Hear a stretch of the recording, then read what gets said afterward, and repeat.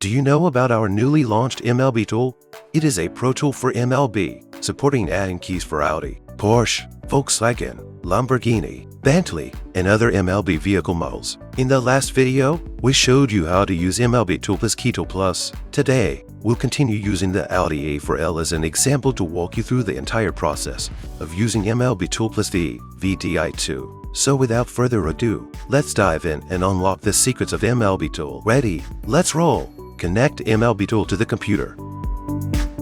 Put the key on the identification area of MLB Tool, then enter the MLB software for operation. Note that the original car key has already been connected to the MLB cable. If they are not connected, the original car key needs to be placed on the identification area, and you need to identify the key. Refer to the diagram to complete the connection. Collect key data. Select the method for collecting data as needed. This process does not require onboard collection, and the calculation will be automatically performed after the collection is completed. Server calculation is successful. Click OK for verification. Collection completed. Save the data. The data can be used to make dealer keys and learn keys. Let's use VVDI2 for key learning now. Turn on the ignition switch.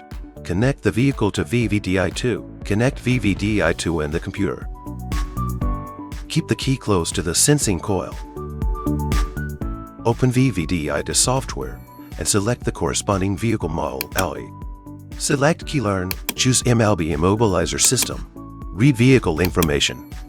Tap on Key Learning and load IMO data. Tap on OK to start Key Learning. Put the second key near the car ignition switch. Tap on OK.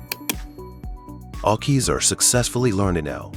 Test the key. The smart function of the key is working as expected.